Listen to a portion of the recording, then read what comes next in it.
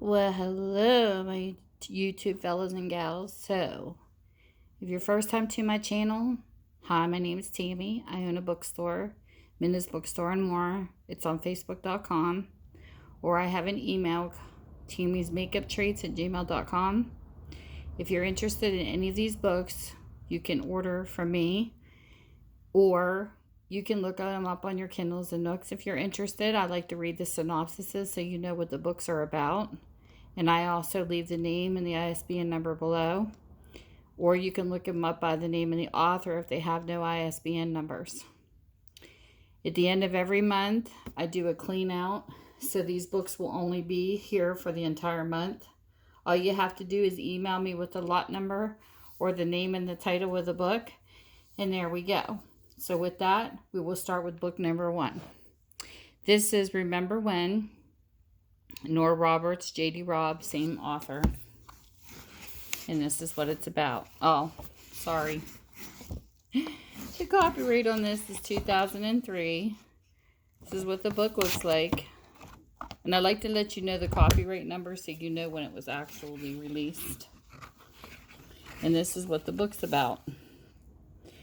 In part 1, Nora Roberts introduces us to Lane Tavish, known to the folks as Angel's Gap, Maryland, as the proprietor of Remember When, an antique treasures and gift shop. They have no idea that she used to be Ellen O'Hara, daughter of the notorious con man Blackjack O'Hara, or that she grew up moving from place to place, one step ahead of the law. But Lane's past has just caught up with her. Her long-lost uncle has visited her shop, leaving a cryptic warning before dying in the street, run down by a car. Soon afterward, Lane's home is ransacked. Now it's up to her and the enigmatic stranger named Max Gannon to find out who's chasing her and why. The answer lies in the hidden fortune, a fortune that will change Lane's life. In part 2, J.D. Robb takes us to New York City, 2059, and puts Detective Lieutenant Eve Dallas on the case. The treasure that Lane and Max sought has never been fully recovered, and now someone else is pursuing the missing gems. Someone who's willing to kill for them. Sharp-witted and sexy, Eve's used to traveling in the shadowy corners outside the law in a future where crime meets cutting-edge technology. She will attempt to track down the diamonds once and for all and stop the danger and death that have surrounded them for decades. So,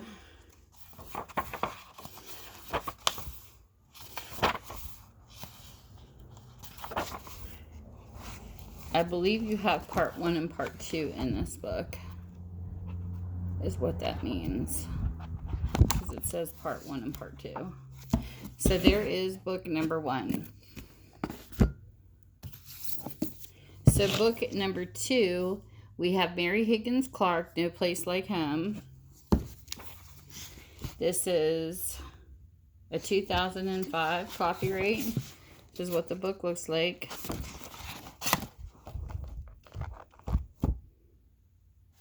This is what it's about.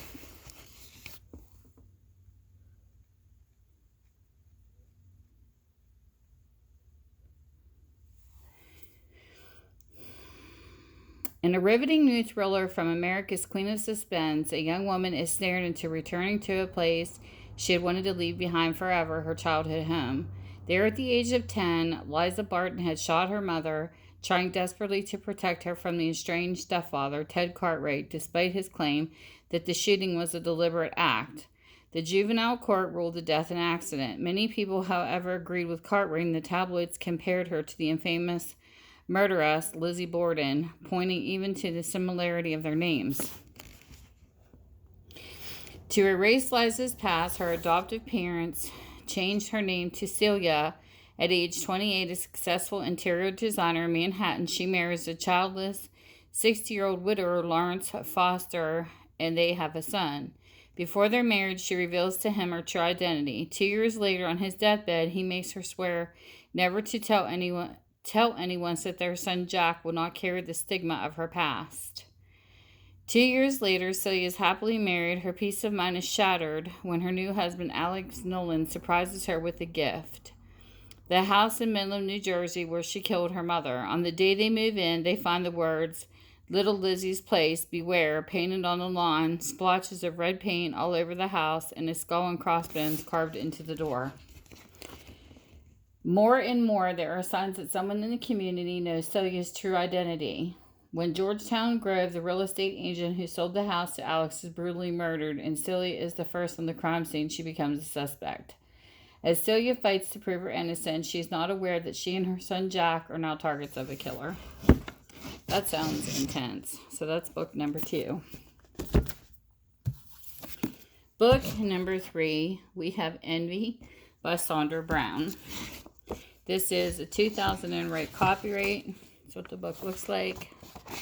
It's got a little marker rating in the front.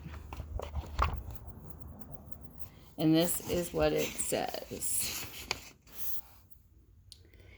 Maris Matherly Reed is a renowned New York book editor, the daughter of publisher, and a wife of best-selling author Nora Reed. It isn't often that an unsolicited submission so captivates her that she feels she must immediately meet its author.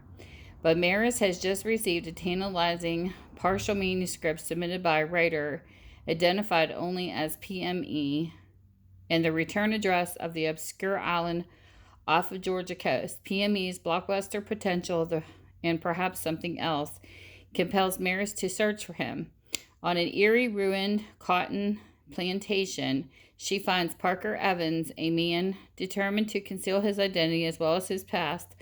Working with him chapter by chapter, Maris is riveted by his tale of 2 friends who charter a boat with the young woman for the night of revelry, an excursion from which only one person returns. As the story unfolds, Maris becomes convinced it is more than just fiction. Disturbed about her growing attraction to Parker and gripped by a chilling suspicion about his novel's character, she searches for the undisclosed truth about a crime committed decades ago. Then someone close to her dies, while even closer looms the presence of evil, a man who will use her or anyone to get what he wants. Exploring the way love and hatred shape lives, Envy uses both Maris's quest and Parker's novel to create a breathtakingly story of suspense. Not until the shattering surprise finale will the readers guess the solutions to his puzzle of deceit and murder, retribution and redemption. So there you go, book number 3. Book number 4, we have Echo Burning by Lee Child. This is a 2001 copyright. That's what the book looks like. And this is what it's about.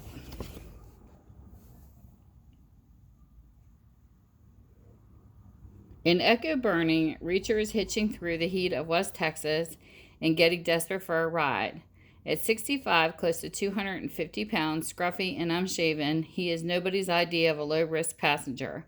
But luck arrives in a huge white Cadillac with its air conditioning on high. The driver is Carmen Greer.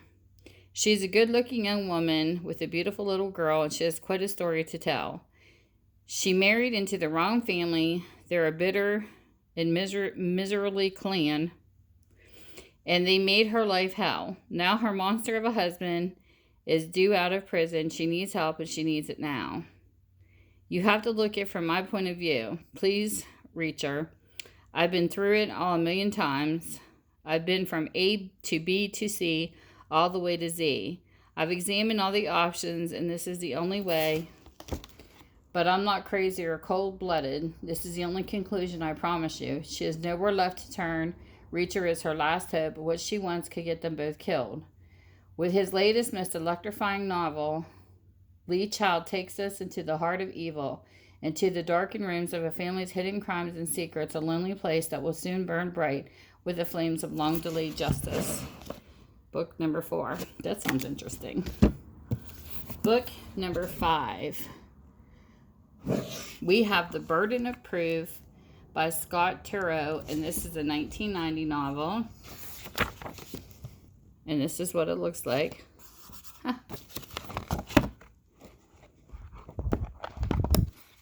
And this is what it's about. Late one spring afternoon, Alejandro Sandy Stern, the leading defense attorney in the mid-sized Midwestern city where he lives, comes from a business trip to find that Clara, his wife of 30 years, has committed suicide. Readers of Presumed Innocence will remember Stern as the brilliant, elegant, and elusive lawyer who masterminded the defense of Rusty Sabich. Scott Turow's new novel probes the character of this fascinating and complex man in his troubled private world. Like many successful individuals, Stern often seemed preoccupied and remote, even to those closest to him. He is overwhelmed by Clara's death, and as he tries to come to terms with it, he is forced to confront all that he truly does not know about his life, including his children. Even in his mourning, Stern is drawn back into the law as a defender of Dixon Hartnell, who is the target of an increasingly complex investigation by a federal grand jury. Stern's connection to Dixon, the immensely rich owner of Commodities Future Brokerage and Wiley Financial gamesmen, are long and involved. Dixon, who both fascinates and repels Stern, is a husband of Stern's beloved sister Sylvia, and he has employed Stern to keep him one step ahead of the law for decades. As Sandy seeks to unravel both the painful mystery of Clara's death and the tangled web of Dixon's financial wheeling and dealing, his whole world, marriage, family, career is brought under intense scrutiny that only a liar as persistent, perceptive, and honest as Stern can muster. The result is a novel of enormous emotional resonance, riveting suspense, and profound and devastating revelations. It confirms Scott Turow's place as one of the most compelling and convincing storytellers. So there we have book number 5. Book number 6, we have The Three Fates by Nora Roberts. This is a 2002 copyright. It's got a little plate there that's the names marked out. The book, looks like, and this is what it's about.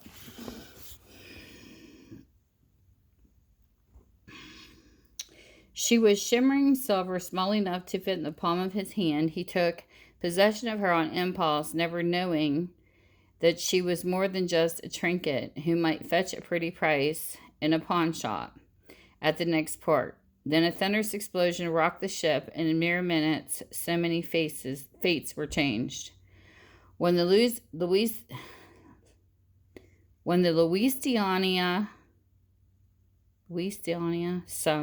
sank. I think it's how you say it, but if not, sorry. Blurp. More than 1,000 people died. One passenger who survived became a changed man, giving up his life as a pretty thief, though keeping the small silver statue. He lifted a family heirloom to future generations. Now, nearly a century later, that statue, one of a priceless, long-separated set of 3, has been snatched from the Sullivans, and the Malachi, Gideon, and Rebecca Sullivan is determined to recover their great-great-grandfather's treasure, reunite the 3 fates, and make their fortune. The quest will take them far from their home in Ireland to Helsinki, where Malachi seeks out Tia Marsh, a formidable American scholar whose privileged background, sharp mind, and authoritative knowledge of Greek mythology mask a fragile, fear-plagued woman within whose family it is an important link to the mysterious missing statue, to Prague, where the bold exotic dancer named Cleo will enchant Gideon Sullivan and embark on a gamble to turn her life around, and to New York, where the security expert Jack Burdett joins the Sullivans in their fight against an ambitious woman who will stop at nothing to acquire the fates. Fast-paced and full of romance and passion for which she is famous, Three Fates is Nora Roberts to her adventurous best. An unforgettable tale of luck, love, and the fateful decision that will shape people's lives. So even though she's somewhat a romance writer too, I always stick her under action suspense because that's where I feel that she belongs. So this is book number 6.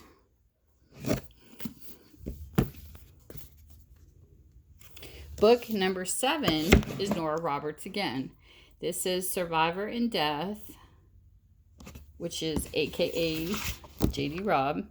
This is a 2005 copyright. That's what the book looks like. And this is what it's about. No affairs, no criminal connection, no DNA, no clues. Eve Dallas may be the best cop in the city, not to mention having the lavish resources of her husband Rourke at her disposal. But the Swisher case has her baffled. The family members were murdered in their beds with brutal military precision. The state-of-the-art security was breached, and the killers used night vision to find their way through the cozy middle-class house. Clearly, Dallas is dealing with pros. The only mistake they made was to overlook the 9-year-old girl cowering in the dark in the kitchen. Now, Nixie Swisher is an orphan and the sole eyewitness to the seemingly inexplicable crime. Kids are not Dallas's strong suit, but Nixie needs a safe place to stay. And Dallas needs to solve this case, not only because of the promise she made to the Nixie, not only for the cause of justice, but also to put rest some of her own darkest memories and deepest fears. With her partner Peabody on the job and watching her back, and with Rourke providing the kind of help that only he can give, Lieutenant Lee Dallas is running after shadows and dead set on finding out who's behind them. So there you go. There's book number 7.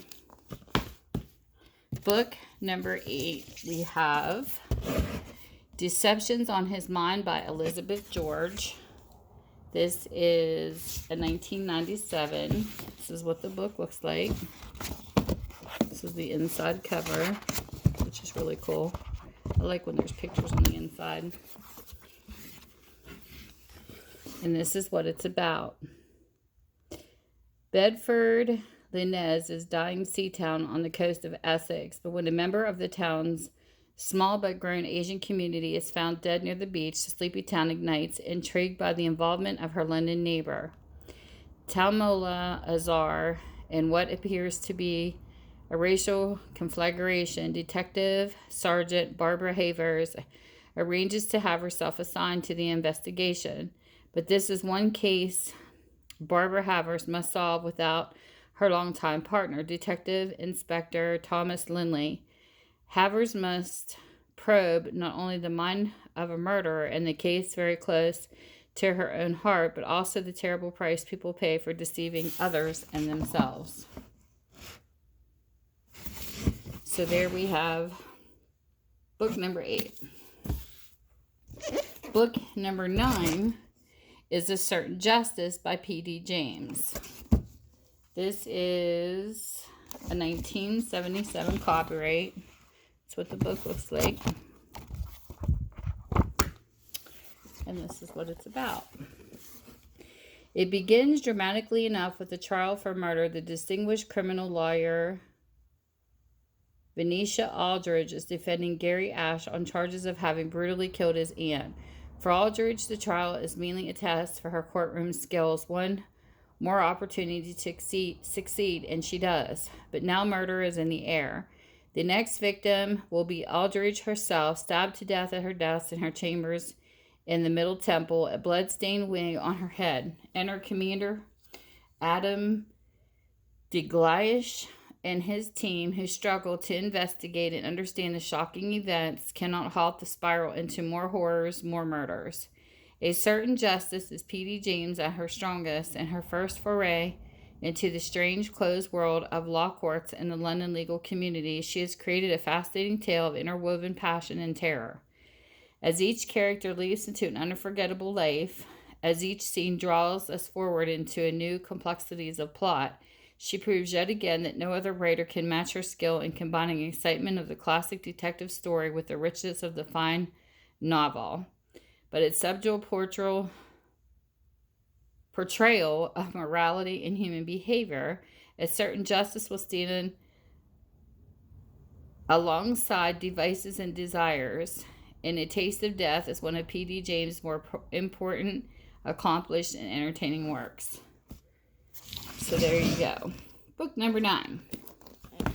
Book number 10, we have Bad Blood by Linda Fairstein. This is a 2007 copyright. This is what the book looks like. And this is definitely in large print. And this is what it's about. In her signature blend of urban intrigue and courtroom drama, best-selling author Linda Fairstein returns with gritty Alex Cooper thriller that takes you to the underworld of Manhattan's tunnels to the city's halls of justice. As Manhattan Assistant DA Alex Cooper is prosecuting a man on trial for murdering his wife, the city of New York is rocked by the cataclysmic explosion that interrupts the construction of the Water Tunnel 3, one of the world's largest engineering projects and the greatest construction project in New York City's history. Was it terrorism, political retribution, a simple accident? When a strange connection between a dead tunnel worker and the man who is charged with killing his wife is revealed, Alex finds herself going underground, literally, to investigate the dangerous water tunnels in order to catch a killer. So there's number 10. Whatever time zone you're in, I hope you're having a great time. Thank you for staying to the end of my video. Bye.